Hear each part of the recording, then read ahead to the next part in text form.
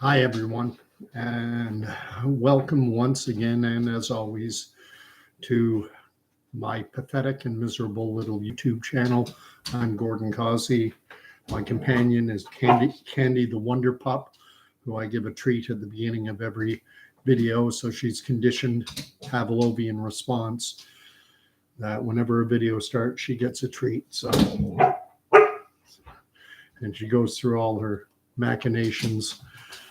Wanted to talk tonight about The Essential Church, which is a movie that has just been released within the last 3-4 days. It just opened up in theaters on July 28th, this past July 28th, and many will not even be aware of that fact. And I'll get into the reasons why. But before I do, as always, likes, subscriptions to my channel are genuinely appreciated. Again, this is a pathetic and miserable little YouTube channel. It is not monetized. I do this because I enjoy it, because it allows me to try and inject myself into the public discourse, put my opinions, my thoughts, my views out there, which I do. The marketplace of ideas is something that I value. Anyway, enough preamble. The movie The Essential Church. It just opened up July 28th. However, I'm suspecting a large number of people will not even be aware of the fact, because it's not getting a lot of buzz, and it's hardly in any theaters. In fact, in my country, Canada, there's not a single theater. It has not been released in Canada at all. And in the United States, it's only in 300, according to box office sites that give you box office results. It is only in 301 theaters. Contrast that with movies like, what's this one? The Barbie movie in over 4,000. The big blockbuster releases are in 4,000 theaters. I do have a friend who has seen it, so I'm going to be talking about a movie that I have not seen. I have watched the trailer and have watched little snippets of it. The movie has been put out. The production company is called Grace Life Productions, and it centers primarily on the experience of Grace Life Church in Los Angeles County, California, which is the church that is pastored. The head pastor at that church is one John MacArthur, someone many people will be aware of, at least either they'll know him well, or on the periphery, they'll be aware of him. His church stayed open during, I do believe they closed initially, but then laterally, very quickly after the restrictions were brought in California, they opened their church. And anyone who knows me knows that this is an issue that I have followed closely, going all the way back to the very beginning. I am in Canada, and the movie, The Essential Church, does have something of a focus on, the primary focus is on Grace Life in Los Angeles, but it also covers two churches that I believe are somewhat affiliated with Grace Life. John MacArthur is the head of a seminary, meaning he trains pastors, and one of his students was James Coates, who pastors a church just on the very outskirts of Edmonton. So I'm going to call it Edmonton, which is the second largest city in Alberta, Canada, the province of Alberta. And James Coates' church likewise defied the health orders and kept their doors open. And then another gentleman by the name of Tim Stevens. Now, I believe that Tim Stevens' church is a Baptist church. I do not believe it is in the same denominational framework as Grace Life. It may be, it may not be, I'm not sure. But I think it's very possible that Tim Stevens might also be a graduate of John MacArthur's seminary, of John MacArthur's school, where he teaches and trains pastors. And both of these individuals, James Coates and Tim Stevens, were thrown in jail for refusing to abide by the government health orders. I have not met either one of those individuals. I have met one Canadian pastor who was thrown into jail, a gentleman by the name of Tobias Thiessen, who was from Steinbach, Manitoba. He has since relocated and he's now in Ontario. And I've met a number of the pastors who defied the orders. Ontario, none of the pastors in this province went to jail, but that I'm aware of, there are 5 Canadian pastors who went to jail. The aforementioned James Coates, Tim Stevens, Tobias Thiessen, who I have met. There was many will be aware of Art Pulowski, who's also from Calgary, Alberta, same as Tim Stevens. He was thrown in jail. And another gentleman who I believe is either from Moncton or St. John, New Brunswick, Phil Hutchings. I went to an event in December of 2021 that was hosted at Canada Christian College. That was hosted by Dr. Julia Panesi, who was a professor of ethics at the University of Western Ontario. She lost her job because she refused to abide by the mandates to get jabbed. So she was removed from her position at the university. She is no longer a professor there. I'm sure there was litigation involved in such, and it's possible that she was reinstated. I don't know. I haven't followed that case closely. But this churches that defied the orders, there's a gentleman by the name of Greg Locke. I believe he's from Tennessee. There's another one, gentleman in Thousand Oaks, California, which I believe is in reasonably close proximity to Los Angeles, pastored by a gentleman by the name of Rob McCoy. He also defied the orders. But this movie centers primarily, from what I understand, from everything I've heard, centers primarily on Grace Life Church in Los Angeles, the church that John MacArthur himself pastors. He is if you're not familiar with the term pastor, minister, clergy, chaplain, put whatever label you want on it. I prefer the term pastor.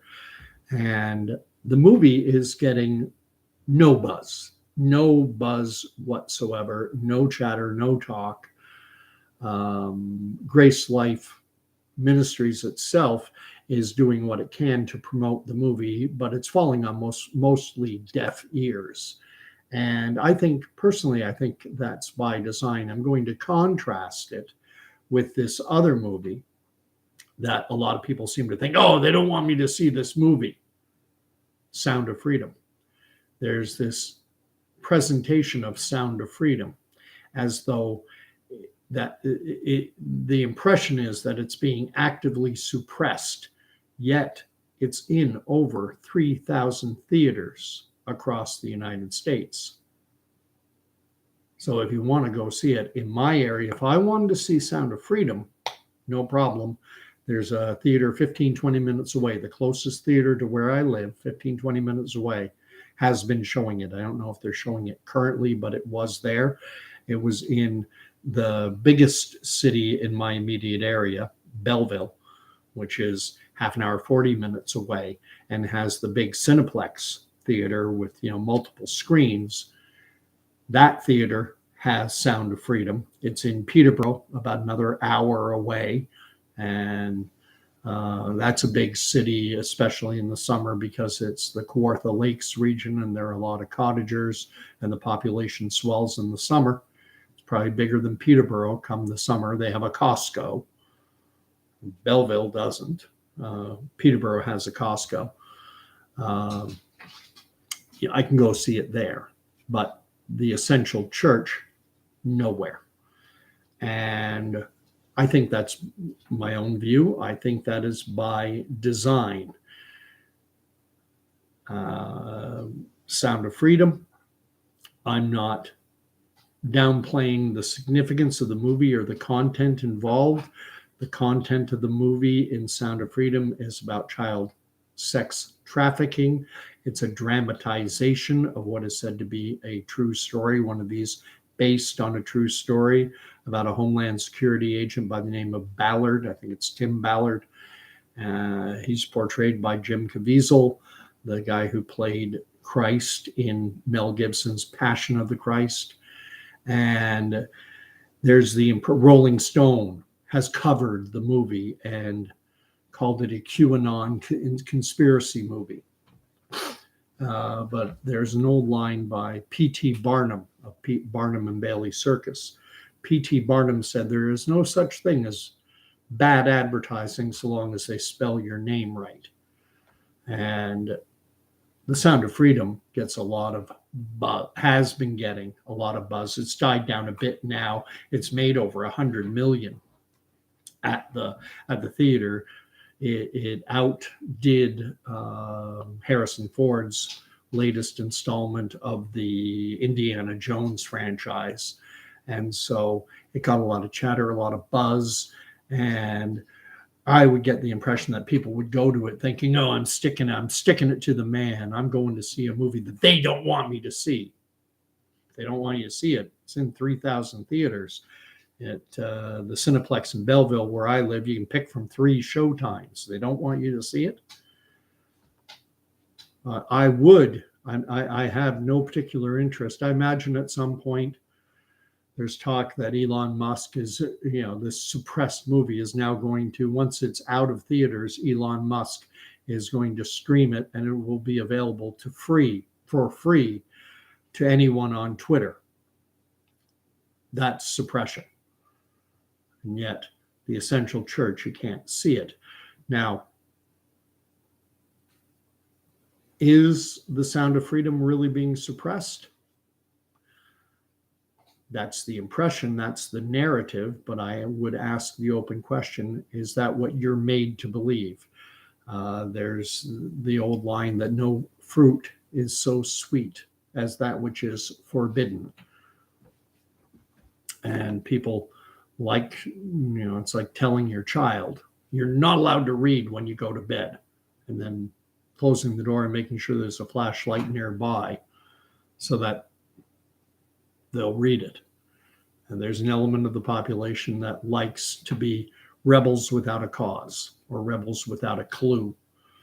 And in terms of Sound of Freedom, the content of it, I'm not disparaging the content. It is a genuine problem. Child sex trafficking, the trafficking of children and human beings in general for what they call organ harvesting, to remove kidneys or whatever for transplant into individuals. But I would ask this question: how much is this movie going to move the needle in terms of addressing that problem? Is child sex trafficking a genuine problem? Is it going to go down in any measurable way because people went out and saw a movie? And I do not believe so. I think it will be as much of a problem before the movie came out, now and later. I don't think it's going to move the needle at all. It's just taking a problem, an existing problem.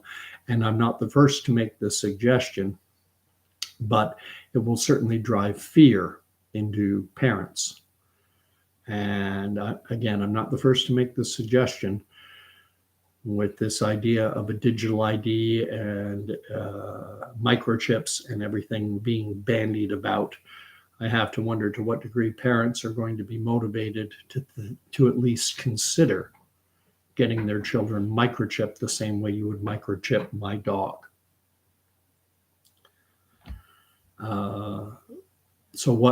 That I could see being the most tangible impact of the movie Sound of Freedom. What about the essential church? What would be the impact of that? Now, the movie centers on a church that defied the public health orders to close down in-person worship and fixating primarily on Grace Life in Los Angeles, California, but also on 2 churches in Alberta, Canada, where 2 pastors were thrown in jail for defying those orders. And the movie centers on lordship of the church. Who is the ultimate authority of the Big C church? Is it the government? Is it the churches themselves? Is it Jesus Christ? And during the pandemic, many churches defaulted and they went straight to Romans chapter 13, verse 1. And this is the passage that they used to justify obeying you want us closed, we're closed. You want us keeping family groups 6 feet apart from one another, we're going to do it. You want everyone wearing a mask, we're going to do it. You want us to require people to show a vaccine passport in order to attend worship, we are going to do it. And they obeyed every rule. And what their justification often was Romans 13, chapter 1, which I will read. Let every person be subject to the governing authorities, for there is no authority except from God, and those that exist have been instituted by God. There's another passage that I'm going to read, which comes from 1 Peter, and it's chapter 2. I'm going to start in verse 13. I'm just double checking. Yeah. So 1 Peter chapter 2, verse 13. Be subject for the Lord's sake to every human institution, whether it be to the emperor as supreme or to governors as sent by him to punish those who do wrong and to praise those who do right. Continuing on, for it is God's will that by doing right you should put to silence the ignorance of foolish men. Live as free men, yet without using your freedom as a pretext for evil, but live as servants of God. Honor all men, love the brotherhood, fear God, honor the emperor. So these are just a couple passages that churches, broadly speaking, used to justify agreeing to abide by all the public health orders. However, nothing should be, the Bible is a huge corpus of 66 books, and I will submit that no one single passage should ever be viewed in isolation. I'm not the first to say this. Many have said it before me, and I'm basically borrowing it, but the Bible is the most hyperlinked book in history. Everything relates to, the connections permeate. Everything relates to everything else. You can't look at any one thing in isolation.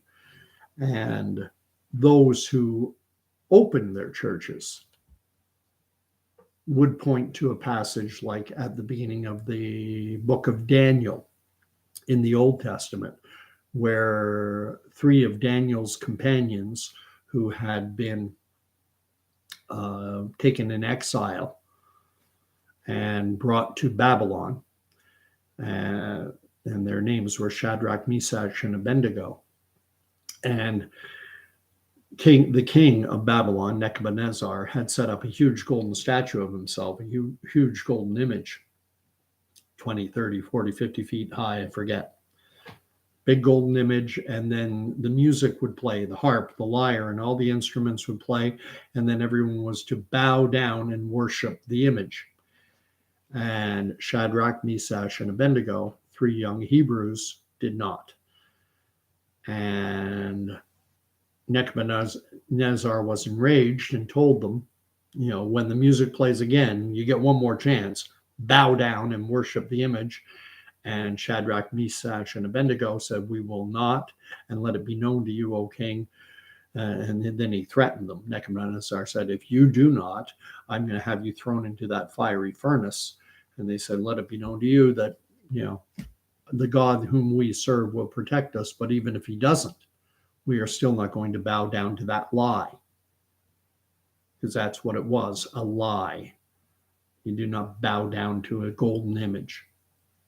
So they would not acknowledge the lie. And when the music played, they refused to bow down. And the three of them were bound and thrown into the furnace, into this furnace that had been heated. In the text, it says 7 times hotter than was the norm.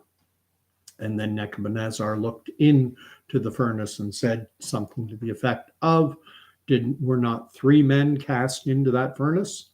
Yes, O king, it was 3 men. And then he said, how is it that I see 4 men walking around, and the fourth has the image of one of the gods? And many Christians believe that the fourth image, the fourth personage that Nebuchadnezzar saw, they believe that it was the pre-incarnate Christ who was there protecting Shadrach, Meshach, and Abednego. But they would not bow down to the lie. And that is where the rubber hits the road, in my estimation, because at the beginning, when everything started, one of the first proclamations made by none other than Mr. I Am the Science, Dr. Anthony Fauci, he proclaimed during a press conference that SARS-CoV-2, which would result in this COVID flu-like disease, that it was more than 10 times as deadly as seasonal flu. You were 10 times, the deadliness of COVID was 10 times greater than the flu. So to put that into some perspective, I think it was in 2018, you can check my stats if you want. I think it was in 2018, Canada, my country, experienced somewhere in the neighborhood of 8,100. I think it was 8,152 deaths due to influenza. That's 8,100 deaths were attributed to influenza. So if SARS-CoV-2 was 10 times more deadly than influenza, well, then with similar rates of infection, Canada could be expected to experience in excess of 81,000 deaths. We didn't get anywhere near that. And now it's acknowledged widely that the fatality rate, the infection fatality rate from SARS-CoV-2 is nowhere near 10 times greater than that of flu. They're pretty darn close. And this is the difficulty with this thing, is hyperbole, exaggeration, propaganda took over, and the government and our health officials and the media all tried to instill as much fear into the population as possible. And the reason for that, and I'm convinced, sorry, I got a skeeter in the house whenever I go in the back. The reason they did that, and I've said this many times, fear robs a person of their higher thought process. It shuts down our critical thinking, our capacity for critical thinking. And we resort to fight or flight. We resort to a more animalistic brain. We stop thinking. And I see that in spades even now. Here we are, 3.5 years later, March, April, May, June, July, August. So we're almost 3.5 years after these declarations of, this global health emergency. And I still see people walking around in my day-to-day life wearing a mask, and the look I see in their eyes, because that's all you can see in terms of gauging their expression, I see fear. They're scared to death to be out at a store because they're convinced there's a deadly pathogen, and that, they're doing everything they can. And their God-given immune system has become a conspiracy theory. Pardon me while I take a sip of my coffee. And what would be the impact? Now you have this essential church movie, and they were highlighting mainly Grace Life in Los Angeles, but also two churches, and one in Edmonton, one in Calgary, that refused to bow down. Did they experience widespread death and disease within their congregations, as one would expect if there was a viral pathogen spreading? No, they did not. Edmonton, it was 300 to 400 people at Pastor James Coates's church, Grace Life in Edmonton. I believe that's the name. I believe it's called Grace Life Church. Anyone can look this stuff up. 300 to 400 congregants were meeting every week, week after week, month after month. At times when the governing health authorities had said either A, you're not allowed to meet at all, or B, you can have 10 or 15% of the building's capacity. And as I recall, I did the math on it, and because I looked at what was being presented in our media, and I spitballed that they would be allowed to have 35, 40 people in attendance. Sorry, we only have room for 2 more people. We have a pew for 3 people. You're a family of 5. Well, one of the parents and one of the kids is going to have to sit outside. You're not allowed to come in and worship. And was it like the image that Nebuchadnezzar had set up, the golden image? A lie. Was it another lie?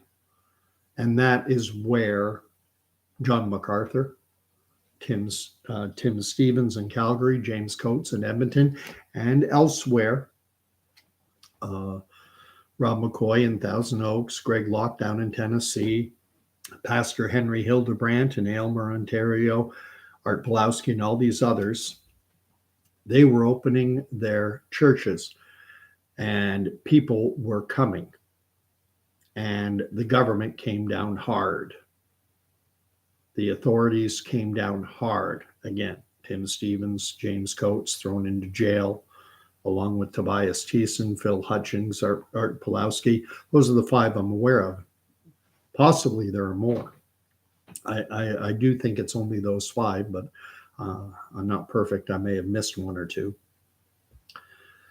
And so the impact of this movie, if there is more coming, there's open speculation by a lot of people about the potential for the introduction of climate lockdowns or of a resurgence in COVID in the fall, and the potential for more draconian measures being imposed by government health officials or by the government, itself, for whatever reason.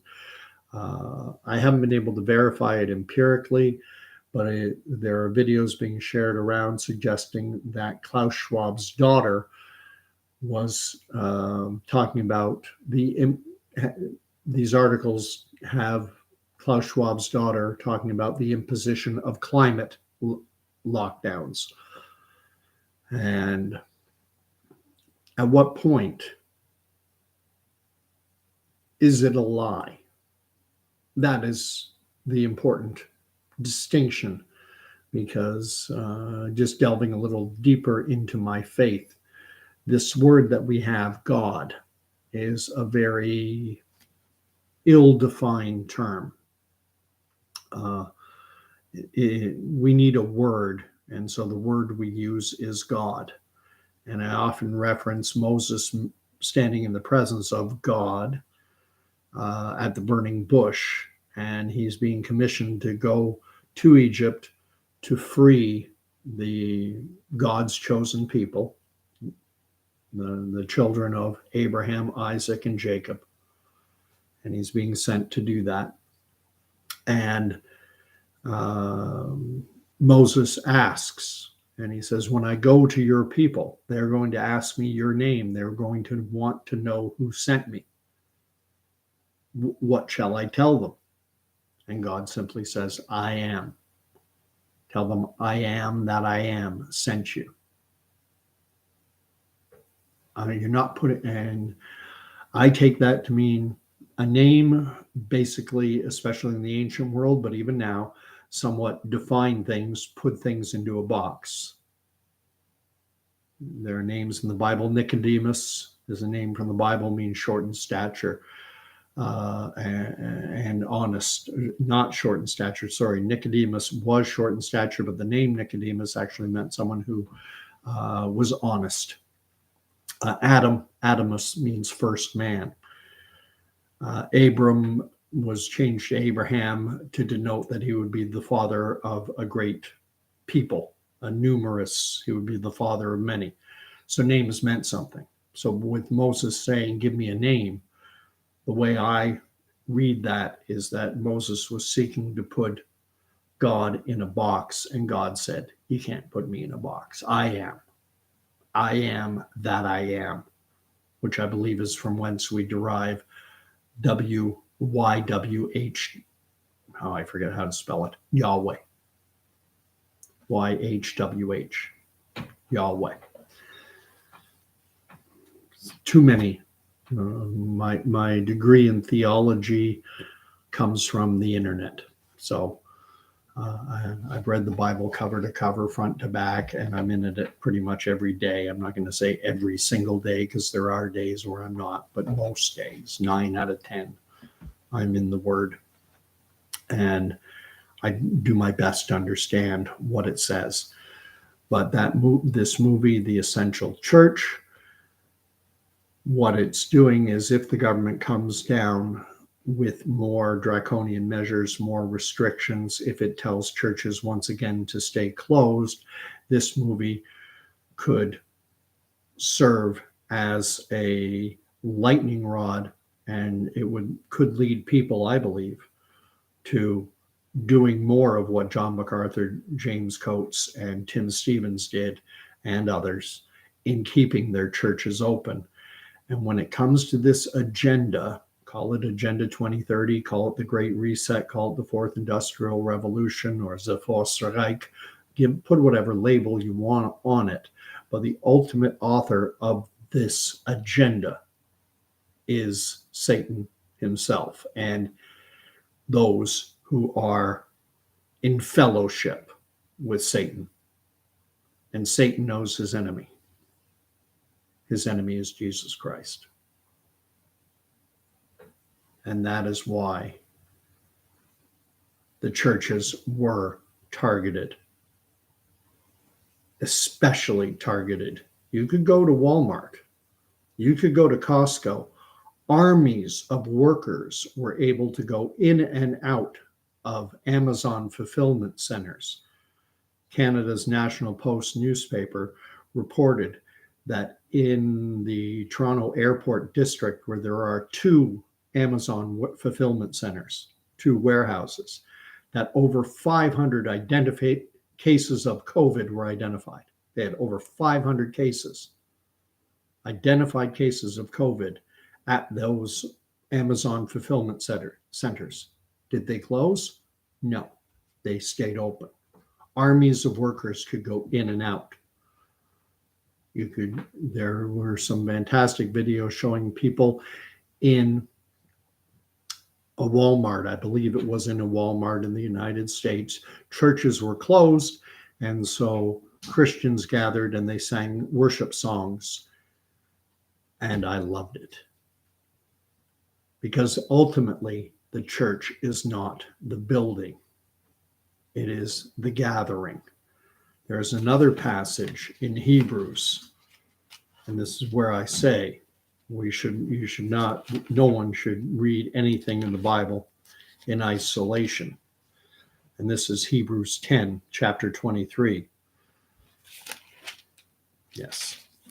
Hebrews 10, chapter 23. Let us hold fast the confession of our hope without wavering, for he who promised is faithful. And let us consider how to stir up one another to love and good works, not neglecting to meet together, as is the habit of some, but encouraging one another, and all the more as you see the day drawing near. This is a battle, a spiritual battle, and the enemy does not want We live in a godless world. We live in a faithless world. The Christian faith is out of favor as it has ever been in my lifetime. Go back to Roman times when Christians were persecuted. Yeah, it was worse then. Are we heading in that direction again? Open question, but I very much see that potential, that the persecution is going to ramp up. You go to a good church, a church that relies on God's revealed word, where God said, where it says in Genesis, male and female, he created them, not 100 plus different genders, male and female. The word for sorcery referenced in Revelation, I'll end it with this, is pharmakia. Pharmakia is a Greek word which means sorcery, witchcraft. It's also the base of the word, it's from whence we derive the words pharmacy and pharmaceutical. That's the new God now. Your health, your well-being, everything is comes from a pill or at the end of an injectable needle stuck into your arm. Is this the way God intended us to live? Tired? Take a pill. Anxious? Take a pill. Having trouble focusing? Oh, we have a pill for that. Depressed? Oh yeah, we have pills for that. Well, these pills cause weight gain. Well, don't worry, we have a pill for that. Well, but that pill isn't working, and now I have diabetes. Oh, well, we have a product for that as well. But you should not feel any pain, any discomfort, there should be no trouble in your life at all. And if there is, come to the pharmaceutical industry.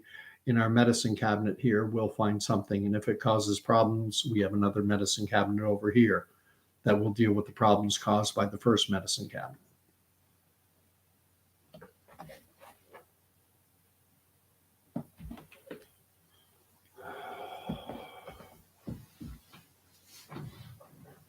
I should have labeled this talking about the Bible. I put it under my live and unscripted tab. But I feel compelled. I feel led to pray. So if you want to join, you're more than welcome. I know no one's watching right now, but if you watch later. Heavenly Father, Lord God in heaven above, creator of all things, thank you as always for this day. Thank you for your presence, for your peace. Thank you for discernment. I ask that you help us in the days ahead to be discerning, to be led by your wisdom, to have the strength to endure that which might come and probably is coming. The challenges, the trials, the tribulations. For it is only through your Son, through Jesus Christ and his atoning sacrifice on that wretched cross, when Jesus took on my sins and the sins of everyone who bows down, acknowledges Jesus as Lord and Savior, welcoming him into their hearts. Only in that way can we be reconciled to you. And I pray that more and more would step down from their thrones and recognize that you are the author of all life and the source of all our salvation. These things I pray in Jesus' holy name. Amen. Anyway, God bless. In terms of the Essential Church, if you can go see it, I think it would be worthwhile. I'm not going to tell anyone what to do. If I was able, if it was showing in a theater in close proximity to me, I would go see it. The Sound of Freedom is showing all over the place around me, but I'm not going to go see it. Maybe I'll watch it when it becomes available for free on Twitter. Maybe not. Subject matter is a little too disturbing sometimes. I don't like to see things that disturbing that push you down. I'd rather be lifted up. And a movie like The Essential Church, where I see individuals like John MacArthur and others standing up for the lordship of Jesus Christ over his church, and repudiating lies, that lifts me up. And hopefully at some point I'll get to go see it. So God bless. Thanks for watching. And as always, and again, this channel isn't monetized. I don't get any money for this. I'm just putting it out there. But if you want to like, subscribe, you're most welcome. God bless.